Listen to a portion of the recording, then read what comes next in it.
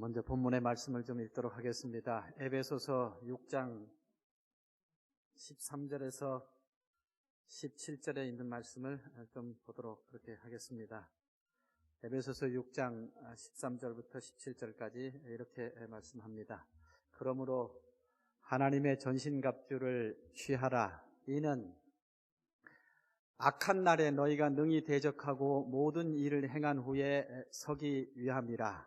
그런즉 서서 진리로 너희의 허리띠를 띠고 의의 흉배를 붙이고 평안의 복음에 예비한 것으로 신을 신고 든 것 위에 믿음의 방패를 가지고 이로써 능히 악한 자의 모든 화전을 소멸하고 구원의 투구와 성령의 검 곧 하나님의 말씀을 가지라.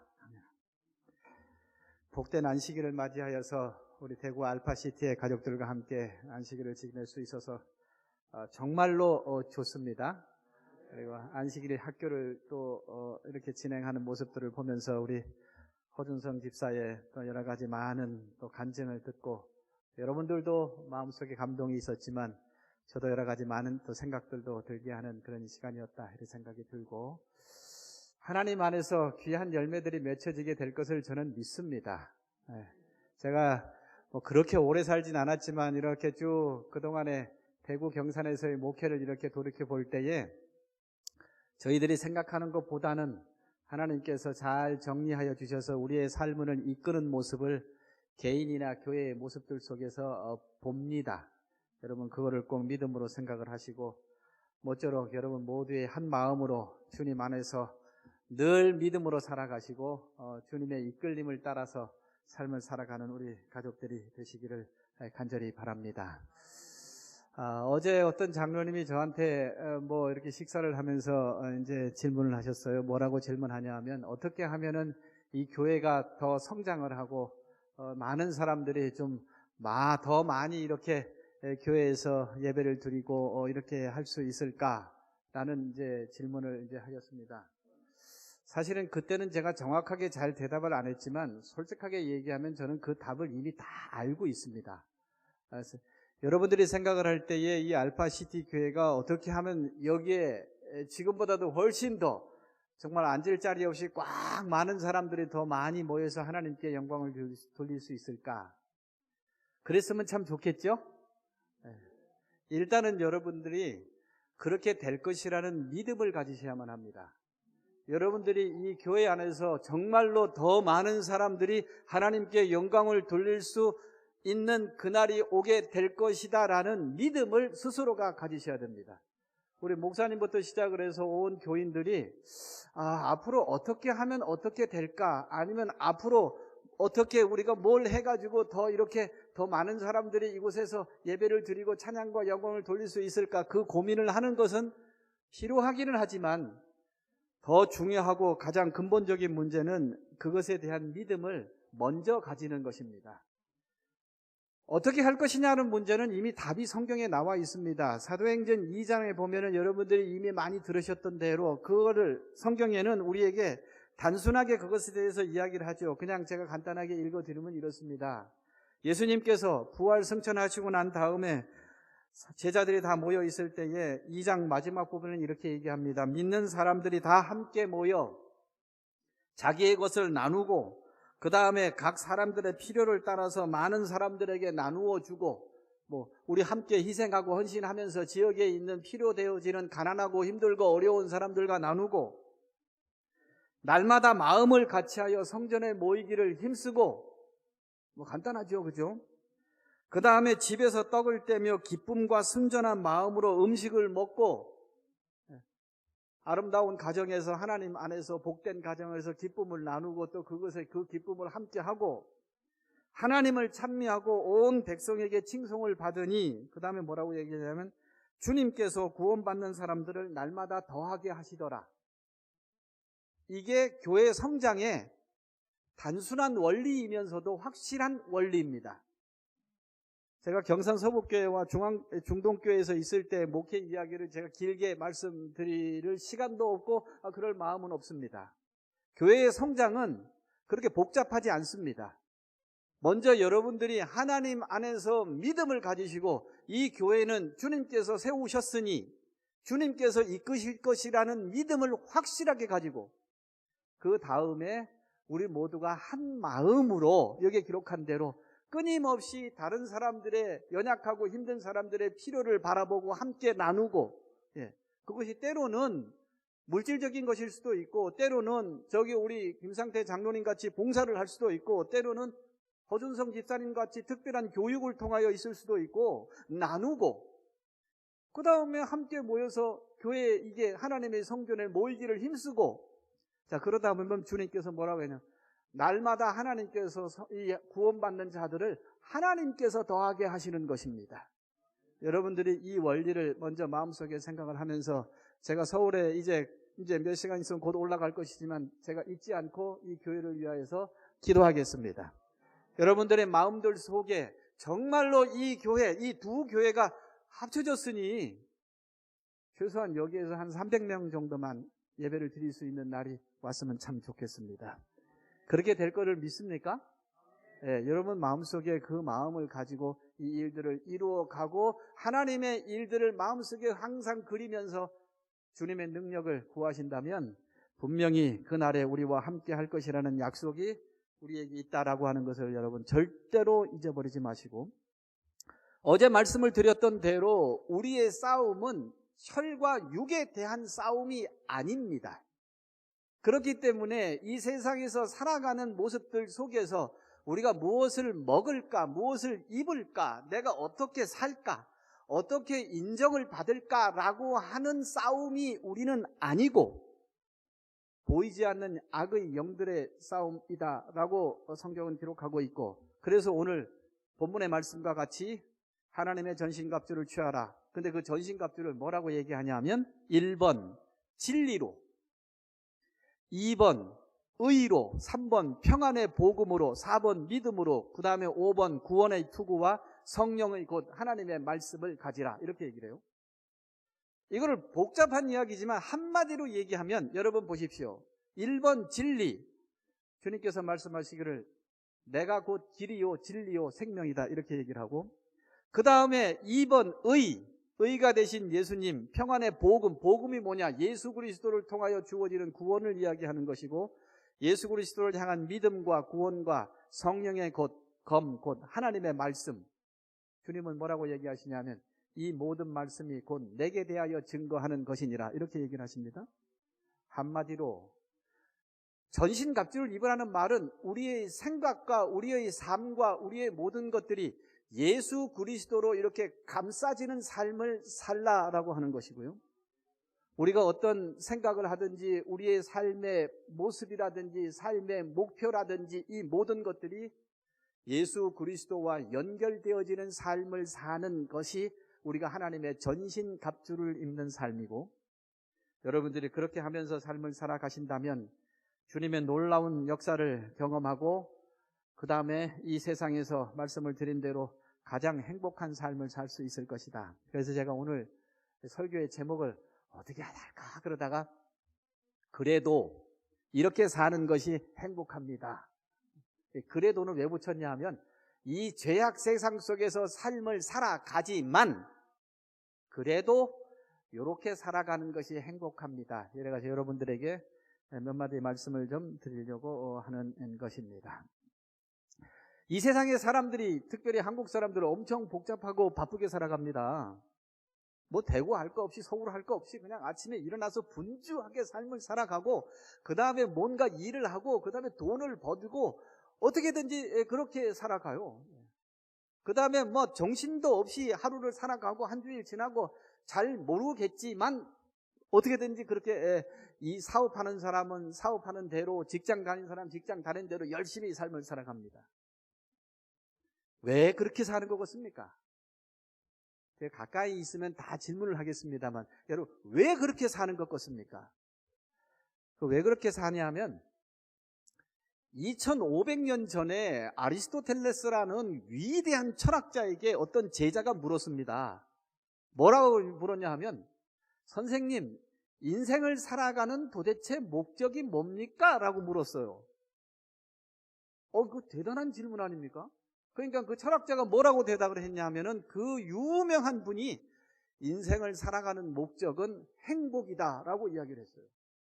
그래서 이제 고등학교 교과서에 예전에 국민 윤리책에 보면은 인생의 목적은 행복 이렇게 나와 있어요.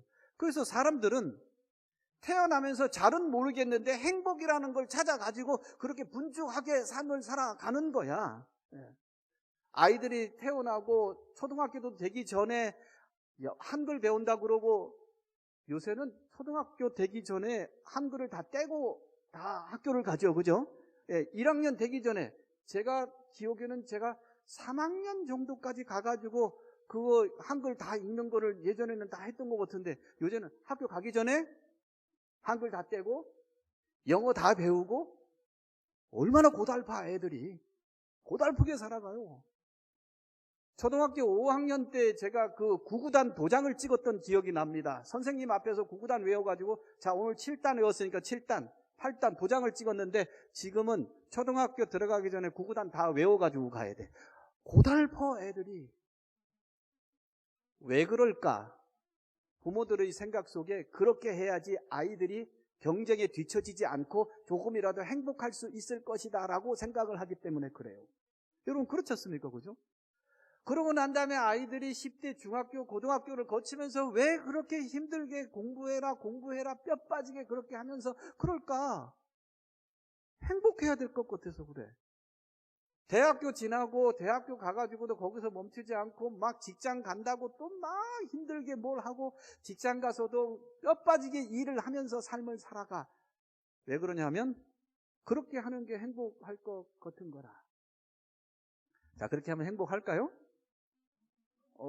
그것도 잘 모르겠는데 아무튼 간에 사람들이 다 그렇게 사니까 행복한 것 같아. 뼈 빠지게 일해가지고 좋은 차를 사고 좋은 집을 얻고 높은 자리에 올라가고 막 그렇게 하면 행복할 것 같아서 뼈 빠지게 살아가는 것입니다. 행복한지는 잘 모르겠는데 사람들이 그렇게 살아가고 어떻게 됐든지 지내고 있어요. 그래서 지금부터 100여 년 전에 아까 우리 하는데 우리 이제 니체라는 사람한테 또 그 유명한 철학자가 있었는데 우리 공집사님이 얘기하셨구나. 그 니체라는 철학자에게 제자가 질문을 했어요. 선생님, 인생의 목적이 아리스토텔레스라는 철학자가 행복이라고 했는데 어떻게 하면 행복을 얻을 수 있습니까? 이런 질문을 했습니다. 이거는 상당히 여러분들이 답이 궁금하죠? 어떻게 하면 행복할 수 있을까? 그래가지고 그 철학자가 하나님을 알지 못하는 사람이야. 그 사람이 뭐라고 대답을 했냐 하면 행복은 어떻게 얻을 수 있냐 하면 다른 사람을 짓밟고 일어나는 범위를 넓혀가는 게 행복이야. 이렇게 대답을 했어요. 답이 맞을까요? 틀릴까요? 여러분 이 대답은 정확하게 하셔야 됩니다. 답이 맞을 것 같습니까? 틀릴 것 같습니까? 여러분 교회에서 대답을 한다고 그렇게 마음에 없는 대답을 하시면 안 돼. 곰곰이 생각을 해보면 그 대답이 교회 안에서는 틀린 것 같은데 걷기도 한 것 같은데 밖에 살아가는 사람들의 모습은 그렇게 해야 행복을 얻을 수 있는 것 같아요. 당장 여러분들의 자녀들이 학교에 가가지고 막 시험을 쳤는데 그 아이가 집에 와가지고 엄마 나 1등 했어. 우리 30대 엄마들 행복하겠습니까? 안 하겠습니까? 행복까지는 모르겠습니다. 기쁘죠? 그 기쁜 순간에 1등 못한 또 다른 엄마는 눈물을 흘려야 되는 거라. 아이들이 열심히 공부해가지고 대학을 갔어. 좋은 대학을 가가지고 거기에 합격, 아무개 우리 아들이 합격했어요. 그러려면 거기서 떨어져서 눈물을 흘리는 사람이 있어야 되는 것이고 그 니체라는 철학자는 이제 그걸 본 것입니다. 그렇게 해서 어떻게든지 다른 사람들을 밟고 일어나서라도 다른 사람들이 눈물을 흘리면 흘릴수록 나는 행복하다. 이렇게 이제 이야기를 하는 것이다. 그거는 이제 하나님을 믿지 않는 철학자가 이제 그렇게 대답을 하는 것입니다. 여러분들은 아마 그것에 대해서 전적으로 동의하지 않으실 것입니다. 삶의 원리는 그렇게 움직여지고 사람들은 다 그렇게 해가지고 분주하게 삶을 살아가고 있습니다. 그러고 나서 여러분들의 세월들을 보십시오. 10년, 20년이 지나고 열심히 일해가지고 30대쯤 해서 직장도 얻고 이제 뭐 결혼도 하니 안 하니 뭐 어쩌 하다가 30대를 지나면서 그때는 어떻게 생각을 하냐 하면 인생이 앞으로 대단하게 뭐가 있을 것이다 생각을 해요. 그리고 내가 뭔가 이룰 수 있을 것이다라는 기대를 가지고 삶을 살죠. 무엇을 하든지. 근데 벼르고 벼르는데 그러다가 삶에 치이고 뭐 어쩌고 저쩌고 하다 보면 30대 훌쩍 지나가고 40대 지나고 나면 점점점 작아지기 시작해요, 사람들이. 그리고 40 지나고 나면은 세상이 만만하지 않다는 것을 알게 되고 그때부터 시작해서 이제 삶이 기울어지기 시작하는데 그때부터는 이제 속도가 굉장히 빨라져서 나이들이 금방 먹기 시작을 해요. 40대 지나고 40대 중반 지나고 50 가까이 되어지긴 하면은 이제 뒤 돌아보면 벌써 여기까지 왔어. 그러고 나서 조금 힘내 보려고 하다 이게 해가지고 이렇게 하는데 어느 순간인가 나이가 60이 돼버린 겁니다. 금방 지나갑니다. 그러면서 세월이 지나가고 마지막에는 내가 뭘 했는가라고 하는 세월들을 돌이켜보면서 여러분들이 정말로 내가 재물이 많아지면 행복할 수 있을까? 그러면 한국에서 제일 행복한 사람이 삼성의 이재용 회장이 제일 행복하겠죠. 정말로 세상에서 인정받고 높임을 받으면 행복할까? 그러면 저기 대한민국 대통령이 제일 행복해야죠.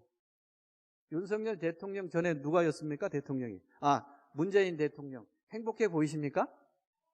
뭐 그분은 아직까지는 조금 뭐 그래도 그래요. 그 전에 대통령이 누굽니까? 예? 노무현 대통령? 박근혜 대통령까지 했는데 감옥에 들어갔다가 오셨어요. 한 5년 정도.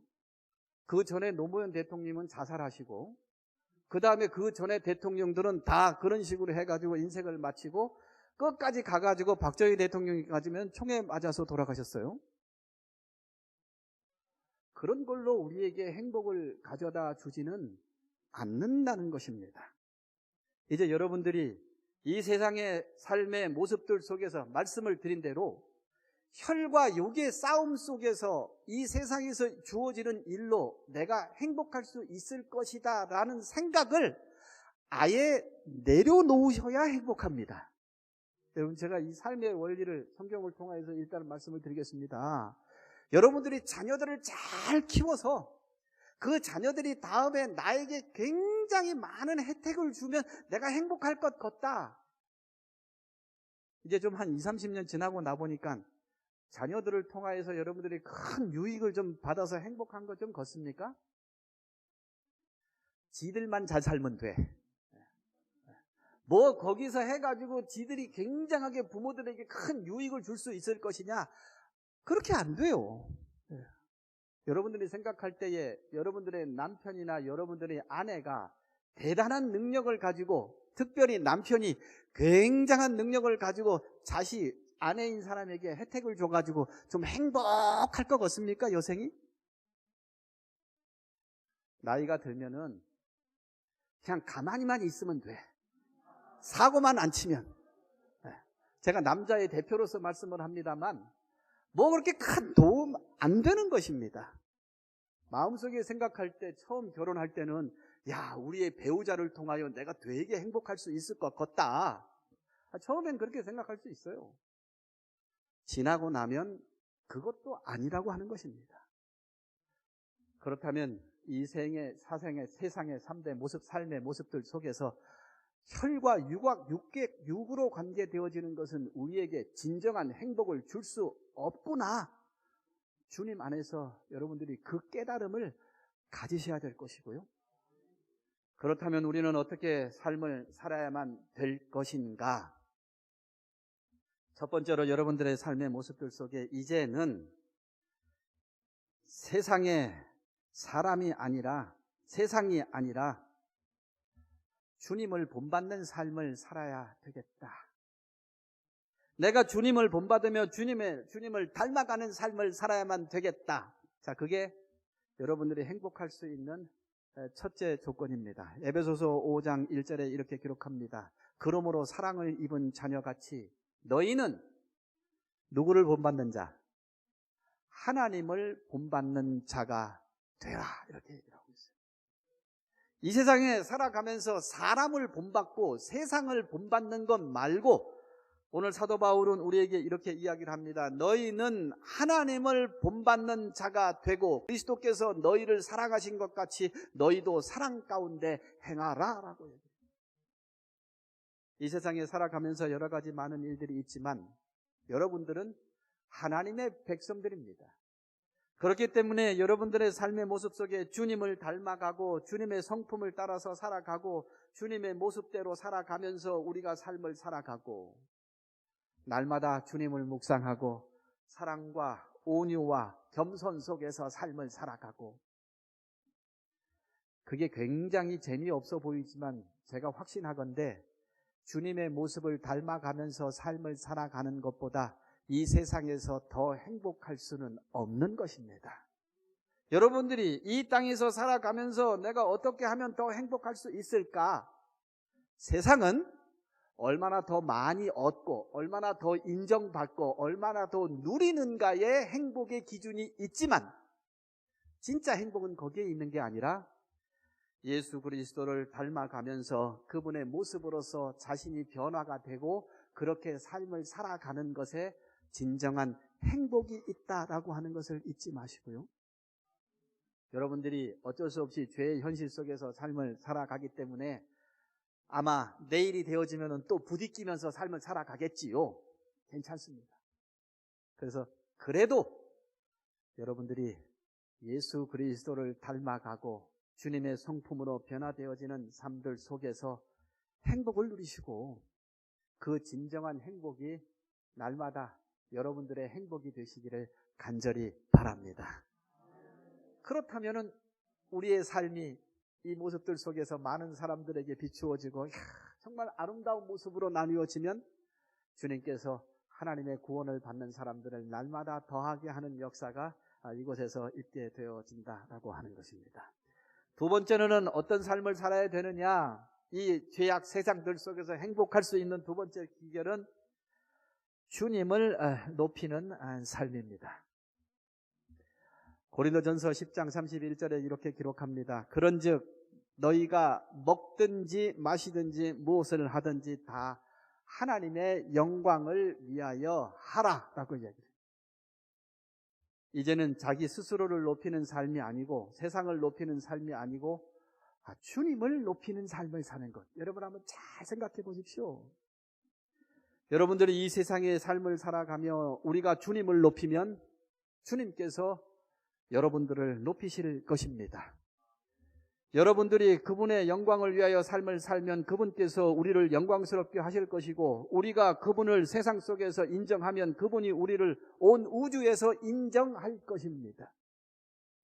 여러분들이 그런 모습 속에서 삶을 살아가면 주님 안에서 주시는 행복을 누리는 시간들이 우리에게 다가오게 되어질 것이고 이제는 우리가 우리 스스로를 높이는 삶들 속에서 머물지 말고 자꾸 우리가 살아가면서 우리 자신이 높임을 받고 자기가 인정받으면서 삶을 살아가려고 할 때가 정말 많이 있지요.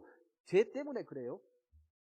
근데 이제는 그곳에서 멈추지 마시고 이제 내 스스로를 높이는 것이 아니라 주님을 높이는 삶을 사시고 여러분들이 이 땅에 살아가면서 왜 염려와 근심과 그 다음에 때로는 불행 속에서 삶을 살아가는 이유가 무엇인지 아십니까?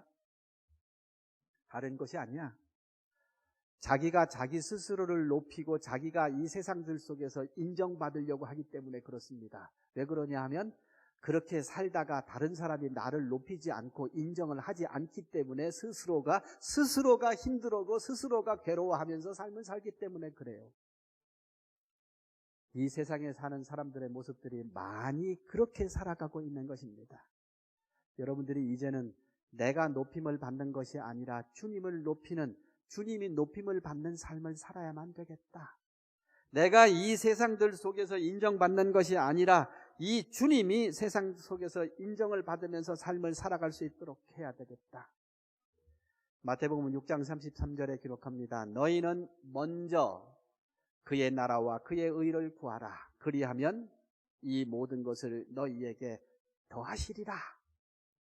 여러분들이 이 원리를 절대 잊어버리지 마시고 내가 높임을 받는 것과 주님이 높임을 받는 것, 이 두 가지를 늘 마음속에서 그 움직임이 계속 있을 때마다 하나님의 능력을 구하셔서 내가 아니라 주님이 높임을 받는 삶, 여러분들이 그 길들을 걸어가시게 되어진다면 전능하신 하나님 안에서 놀라운 역사를 경험하게 되어질 것입니다. 어제 말씀을 드렸던 대로 이 세상은 급속도로 변화가 되어져서 지식과 기술이 인간들이 볼 때 엄청 발전되어져서 하나님은 낮아지고 사람이 높아지는 변화 속에서 삶을 살아가고 있습니다. 점점점 사람들은 자신이 무엇인가 대단한다고 생각을 하면서 자신들의 기술을 자랑하고 뽐내면서 삶을 살아가고 하나님은 점점 잊혀져 가는 시대 속에서 삶을 살아갑니다. 이런 시대에 우리는 살아가지만 세상은 비록 사람을 높이고 하나님을 낮추지만 우리는 우리를 낮추고 하나님을 높이는 삶을 사는 것, 그것이 진정한 행복의 길임을 마음속에 생각을 하셔야만 하는 것입니다. 제가 몇 개월 전에 윤석열 대통령이 TV에 나와서 한 5개월 됐은 것 같습니다. 본인이 어떤 단체에 가가지고 격려사를 하는데 무슨 챗 GPT를 이용을 해가지고 거기에서 해가지고 이렇게 원고를 만들어가지고 거기서 그걸 해가지고 했다는 거라. 저게 도대체 무슨 말인가? 챗 GPT 해가지고 이렇게 했다고 해서 보통 대통령 같은 경우에는 그 보좌관이 있어가지고 연설문을 이렇게 다 이제 써주거든요. 근데 뭐라고 얘기하냐 하면 아마 저걸 홍보하려고 해서 그랬겠지만은 저기에다가 해가지고 해보니까는 보좌관이 한 거 못지않게 원고가 딱 나와가지고 자기가 이제 가서 연설했다는 거예요.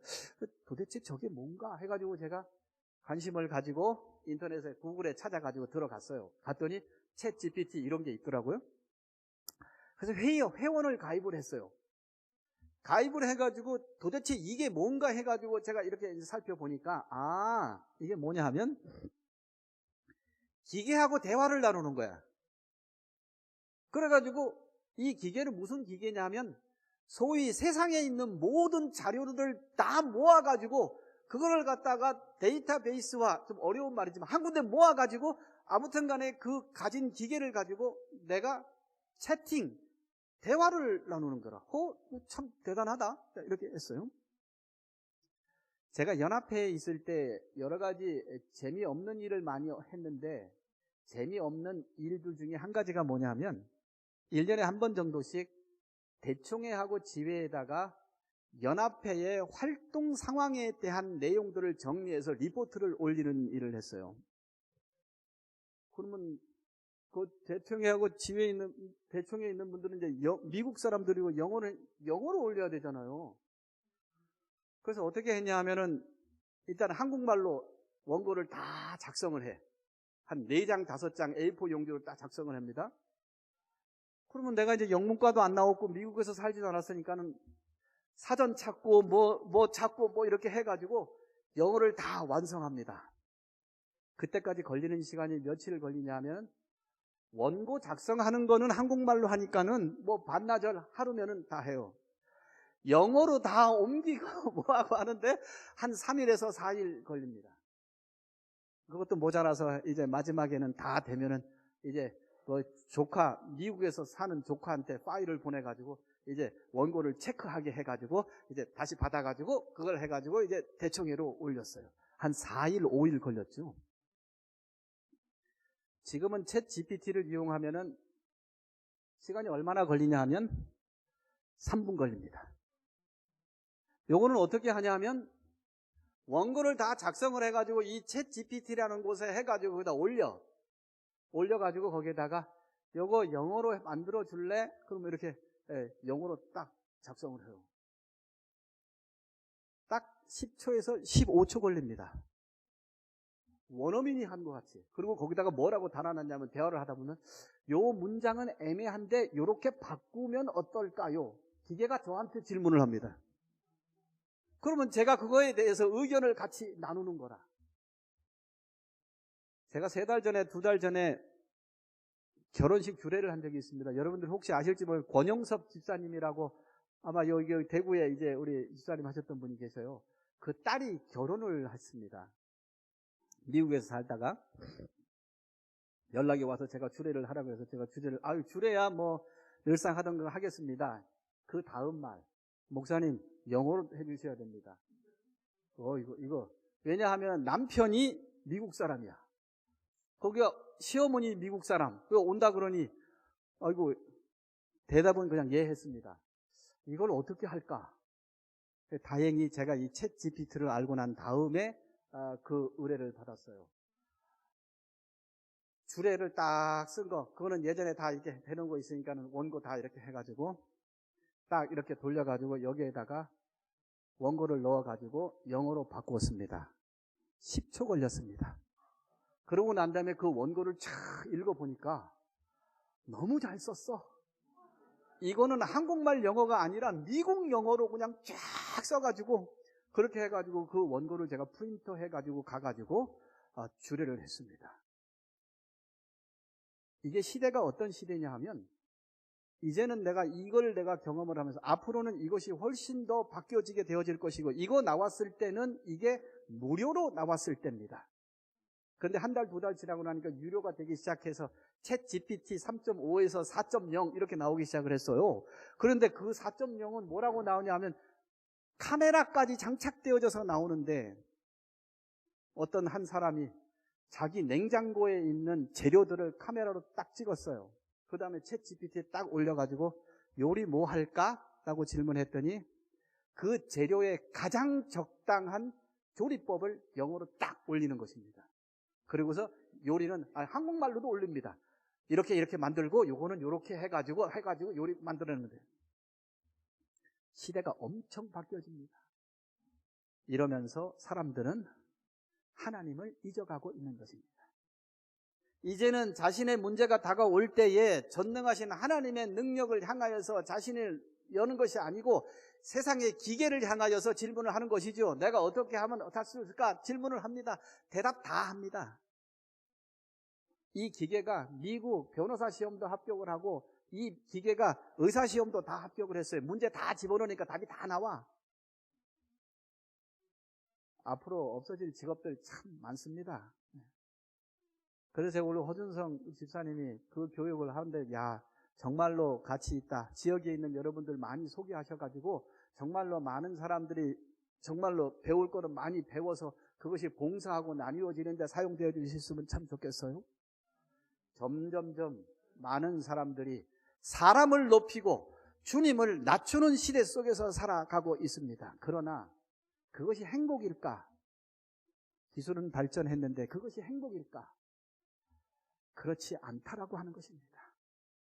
여러분들이 진정으로 행복을 누리고 정말로 죄악 세상 속에서 주님 안에서 그래도 행복한 삶을 사시길 원하신다면 이제는 자기 자신을 높이시는 것 삶이 아니라 주님을 높이는 삶을 살아가시고 여러분들의 생각과 여러분들의 삶의 모습들 속에서 날마다 주님을 높이면서 더 많이 행복한 여러분들의 생애가 되시기를 간절히 바라는 것입니다.